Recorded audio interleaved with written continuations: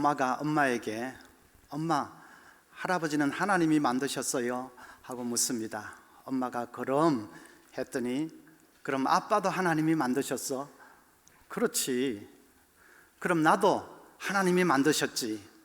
물론이지. 우리 아들 똑똑하네. 그랬더니 꼬마가 한마디 합니다. 엄마, 하나님은 최근에 와서야 좋은 작품을 만드시나 봐. 요즘 아이들이 참 똑똑합니다. 인도의 시인 타고르는 어린이는 신이 인간에 대해서 절망하지 않고 있다는 것을 보여주기 위해 이 땅에 보낸 사신이다 그랬습니다. 이 세상에 어른들만 있다면 절망할 수밖에 없지만 어린아이들이 있기 때문에 희망이 있다는 것입니다. 이 귀한 희망의 이 선물들을 우리가 이제 양육을 해야 되는데 어떻게 양육해야 바르게 양육하는 것일까? 오늘은 한나를 한번 살펴보려고 합니다. 한나는 이스라엘의 위대한 선지자요 건국의 아버지였던 사무엘을 키워낸 어머니지요. 본래는 자식이 없어서 고통을 많이 당했던 여인입니다. 둘째 부인 브닌나로부터 온갖 멸시와 천대를 받으며 살아야 했습니다. 한나는 그 고통을 안고 하나님 앞에 나아가서 눈물로 기도했고 그 간절한 기도의 응답으로 아들을 얻게 됩니다. 그리고 그 아들을 이스라엘의 위대한 지도자로 키워낸 것입니다. 한나의 자녀 양육에서 우리가 눈여겨보아야 할 대목이 하나 있습니다. 한나는 아들이 젖을 뗄 나이가 되자 그를 실로에 있는 여호와의 성막으로 떠나보냅니다. 하나님의 집으로 보내어서 거기서 제사장을 수종들면서 살도록, 또 하나님을 믿는 믿음의 삶을 훈련받으면서 살도록 떠나보내는 것입니다. 좀 뜻밖이지 않습니까? 자식이 없어서 눈물로 보낸 세월이 얼만데, 그래서 기적으로 아들을 얻었다면 우리 같으면 그 아들을 곁에 두고 오래오래 끼고 살려고 하지 않겠습니까? 그런데 한나는 그렇게 하지 않고 그 아들을 그냥 떠나보냈습니다. 그것이 중요합니다. 우리 한국 부모들은 이 떠나보내는 것을 잘 하지 못합니다. 늘 곁에 끼고 살려고 합니다. 자녀를 나에게 포함된, 나에게 속한 어떤 존재로 생각하기 때문입니다. 한국 부모들의 이 독특한 사고를 어떤 교육학자는 포함이라는 단어를 사용해서 설명을 하고 논문을 써서 박사학위까지 받았습니다. 우리는 자녀를 내 삶에 포함되어 있는 어떤 존재, 나의 분신이나 나의 부속물처럼 생각을 합니다. 그런 사고의 극단적인 예가 동반자살이라는 것이죠. 경북 칠곡과 울산에서 계모가 의붓 자식을 학대하고 죽음에 이르기까지 하게 한 것을 두고 온 국민들이 분노를 했습니다. 어떻게 인간의 탈을 쓰고 글을 쓰고 있느냐고 분노했습니다. 그러나 비슷한 시기에 터진 동반자살에 대해서는 어떻게 그렇게 딱한 일이 있을 수 있느냐고, 이거는 사회의 책임이라고 안타까워했습니다. 안타까운 일이기도 하지만, 그러나 동반자살에 대해서도 우리는 분노해야 됩니다. 부모의 처지가 아무리 절망스러워도 자녀의 생명까지 자기 마음대로 빼앗을 권리는 부모에게 없습니다. 자녀를 학대해서 죽음에 이르게 하는 것이나 동반자살을 해서 죽음에 이르게 하는 것이나 자녀를 죽음에 이르게 한 범죄 행위는 마찬가지입니다. 동반자살도 살인죄로 다스려야 됩니다. 왜 그런 생각을 합니까?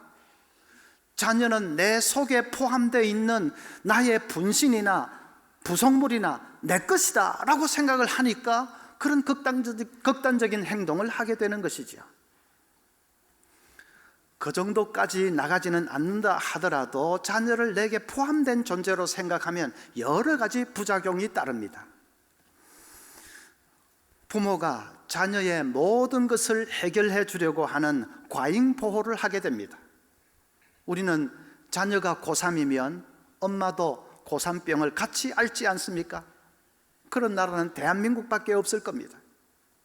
요즘은 자녀 직장에까지 엄마가 전화를 해대면서 이래라 저래라 직장에까지 치맛바람을 날린다고 합니다. 자녀가 이미 결혼해서 분가해서 나가서 자기 새끼까지 다 낳았는데도 그 자녀가 어려우면 부모가 경제 문제를 끝까지 책임을 져주려고 합니다. 정말로 요람에서 무덤까지 자녀의 인생을 책임을 져주려고 합니다. 내 거니까, 내 속에 포함되어 있는 존재니까 그렇게 하는 것입니다. 그런 과잉보호가 자녀에게 결코 유익하지 않습니다. 그런 과보호를 받으면서 자란 자녀들은 독립심을 다 잃어버리고, 그리고 모든 것을 부모만 바라보는 응석바지가 되고 맙니다. 어떤 엄마가 어린 5살짜리 딸을 재우면서 착한 어린이 얘기를 머리맡에서 해주었습니다. 자기 스스로 힘으로 씻기도 하고 옷도 걸어놓고 자기 힘으로 장난감도 가지런히 정돈하는 착한 어린이 얘기를 해주었습니다. 그랬더니 딸이 대뜸하는 말이, 엄마, 그 아이는 자기 엄마도 없대? 그랬습니다. 착한 아이가 아니라 엄마가 그건 다 해야지 엄마도 없대? 늘 내 새끼 하면서 끼고 도니까 자녀들이 그렇게 되는 것이죠. 또 자녀를 내게 속한 어떤 존재로 생각하게 되면 부모가 자녀의 삶을 일방적으로 주장하려고 합니다. 부모 자기의 생각을 자녀에게 일방적으로 강요를 합니다. 부모 자기의 욕심을 자녀에게 일방적으로 투사를 시키고 강요를 하려고 합니다. 바네사 메이는 세계적인 바이올리니스트입니다. 10살 때 런던 필하모니 오케스트라와 협연을 한 후에 바이올린 신동이라는 찬사를 받았습니다. 그런데 그렇게 되기까지 엄마로부터 혹독한 훈련을 받았습니다. 바네사 메이는 20살 될 때까지 어머니에게 얻어맞으면서 바이올린을 연습해야 했습니다. 엄마는 마음에 들지 않으면 딸을 무릎을 꿇리고 이마를 땅바닥에 찢게 하면서 그렇게 훈련을 시켰습니다. 그런 지독한 훈련을 시키는 엄마를 타이거맘이라고 하죠. 바네사 메이는 자기는 타이거맘의 희생자라고 늘 그렇게 말했습니다. 20살이 되자, 성인이 되자 기어코 엄마와의 관계를 완전히 끊어버렸습니다.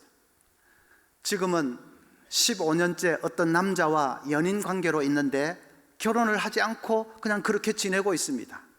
결혼해서 자식을 낳으면 자기도 자기 엄마처럼 자식을 그렇게 교육시킬까 봐 두려워서 결혼도 못 하겠다는 것입니다. 엄마 덕에 세계적인 바이올리니스트가 됐으니까 잘 된 거 아니냐, 여러분 그렇게 생각하십니까? 그게 아닙니다. 그 삶이 결코 행복한 삶이 아닙니다. 본인은 마음의 상처를 너무 많이 받았습니다. 그래서 엄마와의 관계도 의절해버리고 엄마처럼 되기 싫어서 결혼도 못하고, 그게 결코 행복한 삶이 아니지요. 자녀를 그렇게 키우면 안 됩니다. 바네사 메이는 다행히 그래도 바이올린 하나는 잘하게 됐지만, 그러나 대부분의 많은 자녀들은 부모들이 그렇게 키우면 도중에서 그냥 꺾여지든지 아니면 팍 튀어나가든지 무슨 수가 생기고 맙니다. 그런 부모들이 늘 하는 말이 이게 다 너를 위한 거야, 너를 위한 거야, 늘 그러지요. 그러나 그것이 자녀를 위한 것이 아닙니다. 부모 자기의 욕심을 이루기 위한 것입니다. 자녀를 부모의 용병처럼 생각하는 것입니다. 아이가 몇 마디 대꾸하려고 하면 시끄러워, 내가 너보다 너를 더 잘 알아, 그러지요. 그리고는 아이의 생각이나 무슨 감정이나 이런 것을 그냥 무시해버립니다. 2부 예배 때 우리 아이들도 다 예배 드렸으니까 부모님한테 이게 다 너를 위한 거야 그런 소리 들어본 아이들 손 들어보세요. 우르르 손 들었습니다. 내가 너보다 너를 더 잘 알아 그런 소리 들어본 아이들 우르르 손 들었습니다. 아이들 없는 것을 다행으로 아십시오, 여러분. 내가 너보다 너를 더 잘 알아, 그런 생각이 여러분에게 있으시다면 여러분은 문제 부모입니다. 자녀를 내 속에 포함되어 있는 존재로 아니까, 내 거니까 내가 빤히 다 알고 있다, 지보다 지를 더 잘한다 이거죠. 그러면서 아이의 생각이나 감정이나 느낌은 다 무시해버리는, 그것은 문제입니다. 자녀는 결코 부모의 부속물이 아닙니다.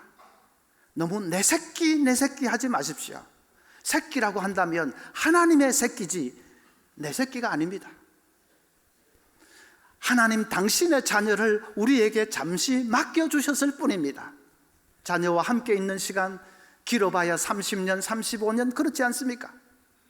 그 짧은 시간 자녀를 양육하려고 하나님께서 당신의 자녀를 우리에게 맡겨주셨고, 우리는 맡아서 기르는 청지기일 뿐입니다. 그래서 부모 자기의 욕심대로 자녀를 이끌어 가려고 하고, 그렇게 되지 않으면 잘못된 것처럼 그러지 마십시오. 자녀의 인생은 따로 있습니다. 하나님의 계획과 뜻은 따로 있을 수 있습니다. 꼭 1등을 해야 행복하고, 무슨 서울대학 가야 행복하고, 부자가 되어야 그게 잘된 것이고 행복하고, 그건 부모 생각이지요. 행복의 색깔은 저마다 다르다고 하지 않습니까? 부모의 욕망으로 자녀를 얽어매려고 하면 안 됩니다. 한나처럼 떠나보낼 수 있어야 됩니다. 떠나보낸다는 말은 꼭 집에서 내보내야 된다, 그런 뜻은 아닙니다. 마음의 자세가 중요하죠. 내 욕심으로 얽매고 있던 그 손을 이제 놓는다는 뜻입니다. 그리고 하나님께 맡기는 것입니다. 그러면 이렇게 자녀를 떠나보낼 줄 아는 부모는 이제 자녀를 어떻게 양육해야 되는가? 자녀의 인생이 따로 있다고 했으니까 그러면 네 인생은 네가 알아서 살아라고 이렇게 방관을 해버리는 것이 아니고, 그게 아니고 더 중요한 부모의 사명이 있습니다. 첫째는 자녀들에게 긍정의 자상을 심어주어야 합니다. 자녀를 내 속에 포함된 존재로 여기면 부정적인 자상을 심기가 쉽습니다.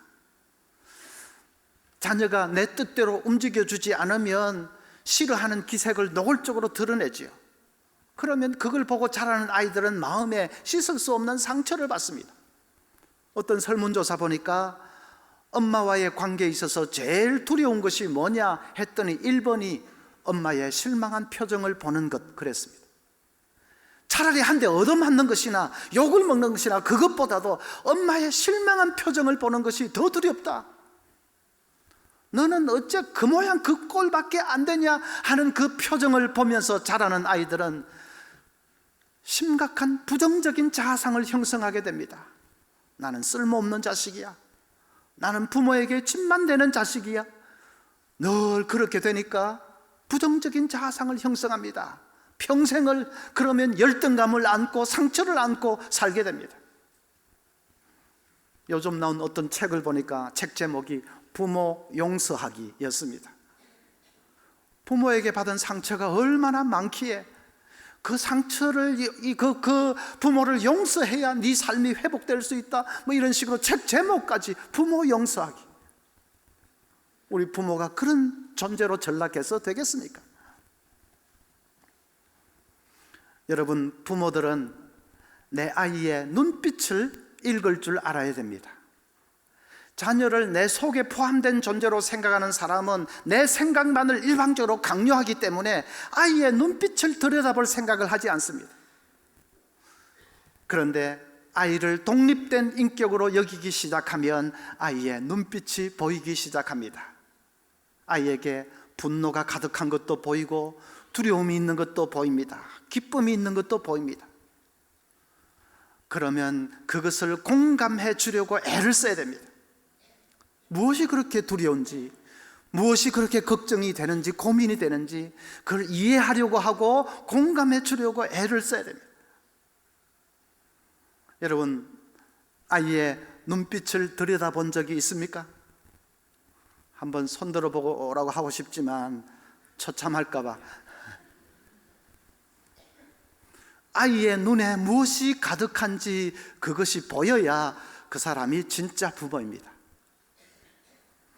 눈빛을 들여다보면서 자녀들을 많이 격려하십시오. 칭찬과 격려는 다릅니다. 칭찬은 내 아이가 잘할 때 그걸 인정해 주는 것이 칭찬이지요. 그러나 격려는 잘하든지 못하든지 변함없이 아이를 붙들어주고 세워주는 것이 격려입니다. 내 아들, 너는 하나님의 둘도 없는 작품이야. 하나님이 너를 얼마나 사랑하시는지 알지? 힘내라. 그것이 격려입니다. 성적표 받아들고 풀이 죽어 있는 딸에게, 우리 딸, 아빠 엄마는 네가 어떤 모습으로 있더라도 변함없이 영원히 너를 사랑할 거야. 사랑한다 우리 딸. 그것이 격려입니다. 시들시들 죽어가는 화초에 물을 주면 금방 푸릇푸릇 생기가 돋아나지 않습니까? 격려가 그런 일을 합니다. 자녀들을 그렇게 일으켜 세웁니다. 아이의 눈빛을 들여다보면서 격려하는 이 격려를 통해서 여러분 긍정의 자아상을 심어줄 수 있기를 바랍니다. 그것이 부모로서 제일 중요한 사명입니다. 두 번째는 자녀가 꿈을 안고 살도록 도와주어야 합니다. 한나가 아들을 성막으로 보낼 때 무슨 마음으로 보냈을까요? 실로에 있는 그 성막에는 온갖 사람들이 모여듭니다. 제사 지내기 위해서, 기도하기 위해서 이스라엘 전역에서 사람들이 모여듭니다. 어린 아들을 그곳에 보냈다는 말은 말하자면 넓은 세상을 보라는 뜻이지요. 온갖 사람들, 많은 사람들을 대하면서 넓은 세상을 보면서 네 꿈을 키우라는 말입니다. 한나라는 여자가 보통 생각이 깬 여자가 아니지요. 미주 한인 사회에서 자녀 교육으로 성공한 사람 하면 단연 전혜성 여사를 꼽습니다. 아들 고경주 씨는 오바마 행정부에서 법률 담당 고문을 맡았습니다. 또 고홍주 씨는 보건부 차관보를 지냈습니다. 한인으로서는 최고위직에 있었습니다. 그뿐 아니라 6명 자녀가 있는데 자녀들 전부를 최고의 대학 나오게 했고, 자녀들이 가진 박사학위 다 합하면 모두 11개입니다. 어떻게 한 자녀도 탈락하지 않고 그렇게 다 훌륭하게 키웠느냐 하는 질문에 대답은 늘 똑같습니다. 자기는 자녀를 이 재능보다도 덕이 있는 사람으로 키웠다는 것입니다. 재승덕하면 안 된다, 재주가 덕을 앞지르면 안 된다, 그걸 늘 가르쳤다는 것입니다. 그것은 자기 아버지가 자기에게 가르쳐준 교훈이기도 했습니다. 아버지가 늘 가르치기를 어떤 사람이 위대한지 아닌지는 그가 남에게 얼마나 도움을 베풀었는지, 덕을 베풀었는지 거기에 달려있다, 늘 그렇게 가르쳤습니다. 그래서 자기도 자녀들에게 덕 있는 사람이 되도록 덕을 가르쳤다는 것입니다. 그랬더니 자녀들이 시야가 넓어지고 안목이 넓어지더랍니다. 점수 몇 점 가지고 발발 떠는 그런 자녀들이 아니라 세상을 크게 보고서 할 일을 찾더라는 것입니다. 목표가 분명해지니까 공부에 집중하게 되고 또 아무리 공부해도 지치지를 않습니다. 그래서 오바마 행정부에서 책임 있는 위치에 서서 소수민족의 인권과 복지를 위해서 크게 봉사하게 되었습니다. 우리도 자녀가 꿈을 가질 수 있도록 도와줘야 됩니다. 부모 자신의 꿈을 강요하지 마십시오.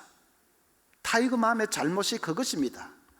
여러분, 자녀를 좀 강하게 키울 수 있습니다. 그게 좋을 때도 있습니다. 자녀를 강하게 키우는 그것이 잘못이 아니라 부모 자기의 욕심을 일방적으로 자녀에게 투사시키고 강요하는 것입니다. 너는 바이올리니스트가 되라, 너는 의사가 되라, 너는 교수가 되라. 부모가 못다한 한을 그냥 자녀들에게 그냥 강요를 하는, 그래서 무지막지하게 몰아붙이는 그것이 잘못이지요. 자녀 스스로 꿈꿀 수 있도록 해야 됩니다. 한나처럼 좀 넓은 세상에 보내는 것도 좋을 것입니다. 어떤 아이는 중학교 들어가면서 엄청나게 방황을 하는데 아빠가 그 아이를 위해서 매일 편지를 썼습니다. 또 메일을 보냈습니다. 아빠 자기가 학창시절에 헤매던 그런 얘기도 하고, 그리고 어떻게 돌아왔는지 뭐 그런 얘기도 하고, 하여튼 먼저 인생을 사는 선배로서 이런 얘기 저런 얘기 매일같이 편지를 보냈습니다. 어느 날 그 아이가 돌아왔습니다. 그리고 꿈을 꾸기 시작했습니다. 그러니까 무섭게 공부에 집중하는데 얼마 가지 않아서 전교에서 뭐 몇 등을 다투도록 그렇게 그냥 아이가 제대로 잡혔습니다. 그 아빠가 아이에게 보낸 메일, 편지 다 모아서 책으로 냈는데 16살 내 인생의 꿈이, 너의 꿈이 내 인생을 결정한다 하는 책을 내기도 했습니다. 우리도 뭐 이 메일을 보내든지 아니면 넓은 세상으로 보내든지 어떻게 하든지 자녀 스스로가 꿈꿀 수 있도록 해야 합니다. 그래서 가슴에 불이 붙기 시작하면 아무도 이제 못 말리는 것입니다. 그 꿈을 향해서 꾸준히 나아갈 수 있도록 목표와 경쟁할 수 있도록 도와주어야 합니다. 우리 아이들은 너무 비교 경쟁에 사로잡혀 있습니다. 사회가 그렇게 만든 것이죠. 늘 한 줄로 세우니까, 그러니까 서로 앞에 서리고 피 터지게 경쟁하고 뒤로 처지면 낙심하고 좌절하고, 그런 비교 경쟁은 이제 다 던져버리고 하나님이 주신 꿈을 향해서 나아가는 목표와의 경쟁, 목표 경쟁을 할 수 있도록 부모가 격려하고 도와줘야 합니다. 우리나라 영화제에는 있는데 미국 아카데미 영화제에는 없는 상 하나가 있습니다. 무슨 상인지 아십니까? 아카데미 영화제는 우리보다 역사도 훨씬 오래되고 규모도 방대한데도, 그런데 그 영화제는 없는 상이 우리나라 영화제에만 있습니다. 신인상입니다. 우리는 그 한 해 반짝하면 그걸 막 굉장하게 치고 그냥 신인상은 평생에 한 번 받는 것이다 하고 야단법석을 떨지요. 그런데 그 사람들 생각은 다릅니다. 배우는 세월을 지나면서 실패도 겪어보고 좌절도 겪어보고 하면서 인생을 이해하고, 그래서 연기가 무르익을 때에 그때의 배우의 진가가 나타나는 것이지, 그래서 주연상이 중요한 것이지 데뷔하는 첫 해에 반짝하는 신인상은 그건 별 의미가 없다. 아예 그 상이 없는 겁니다. 자녀들이 좋은 대학 못 갔다고, 좋은 직장 못 갔다고 혹시 실망하고 좌절할 때에 여러분 아카데미 영화제 얘기를 해 주십시오. 사랑하는 아들, 딸, 너는 신인상이 아니라 주연상을 받을 거야. 너무 그 앞에 있는 그것만 보고 낙심하지 마라. 하나님이 너를 주연상 받도록 인도해 주실 거야. 자녀들을 격려하는 것입니다. 그래서 부모가 뭡니까? 인생을 먼저 살았다는 그 부모가 무엇입니까? 자녀가 스스로 꿈꿀 수 있도록, 황홀할 수 있도록, 가슴에 불 붙을 수 있도록 기도하면서, 여러분 지혜를 달라고 기도하면서 그 사명을 감당해야 됩니다. 세 번째로는 자녀의 영혼 속에 믿음을 심어야 합니다. 한나가 아들을 실로에 있는 성막으로 보낸 목적이 무엇이겠습니까? 그건 두말할 것도 없이 하나님 중심의 삶을 살아라는 것이죠. 하나님 바라보는 믿음을 심어주기 위해서지요. 그래서 1장 28절 끝에 보면 그가 거기서 여호와께 경배하니라 했습니다. 사무엘이 어릴 때부터 하나님 중심, 예배 중심의 삶을 터득한 것입니다. 그러니까 그가 이스라엘의 위대한 선지자가, 지도자가 됐습니다. 옛날 서대문 영천시장에는 콩나물 장수가 많기로 유명합니다. 그 중에 한 콩나물 장수 아주머니는 이른 새벽에 콩나물 통을 이고 이제 시장으로 가면서 꼭 먼저 교회에 들러서 새벽에 기도를 드립니다. 기도의 내용은 꼭 같습니다. 하나님, 내 아들을 믿음의 반석 위에 세워주시옵소서. 내 아들이 훌륭한 하나님의 일꾼으로 성장하도록 도와주옵소서. 자기 인생의 목표가 아들이 훌륭한 하나님의 일꾼으로 세워지는 것이니까 늘 그렇게 기도했습니다. 마침내 그 아주머니는 아들을 훌륭한 사업가로 키워냈습니다. 그 어려움 가운데서도 키워냈습니다. 아들이 큰 제약회사의 사장이 됐습니다. 아들은 어머니가 비가 오나 눈이 오나 새벽마다 콩나물통을 머리에 이고 교회에 가서 자기를 위해서 기도한 것을 잊을 수가 없습니다. 오늘의 자기가 있는 것은 어머니의 기도 때문인 것을 잊을 수가 없습니다.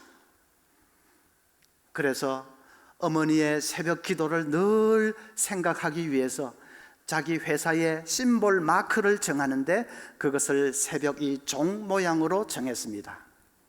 그 회사가 바로 종근당입니다. 여러분, 종근당 이 종 모양 마크를 볼 때마다 어머니의 새벽의 기도가 아들을 이렇게 만들었구나 하는 것을 머리에 떠올리시기를 바랍니다. 자녀를 위해서는 기도할 것밖에 없지 않습니까? 돈 몇 푼이 자녀의 인생을 책임져 주겠습니까? 성적 몇 등 더 오르는 그것이 자녀의 미래를 보장해 줄 수 있겠습니까? 그럴 수 없다는 것을 우리가 세월호 사건을 보면서 깨닫지 않습니까? 인간의 힘이 얼마나 무력하고 무기력합니까? 하나님께 내 자녀의 인생과 내 자녀의 미래를 맡길 수 있어야 됩니다. 그래서 기도할 수 있어야 됩니다. 어리석은 내 욕망에 혹 손으로 붙들고 있는 것이 있다면 이제 그것을 놓으십시오. 그리고 자녀를 온전히 하나님의 손에 의탁하는 것입니다.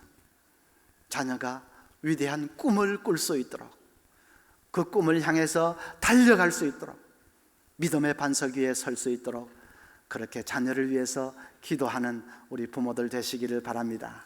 그래서 우리 자녀들이 모두가 영광스러운 꿈을 향해서 나아가는 축복의 자녀들이 될 수 있기를 기원합니다.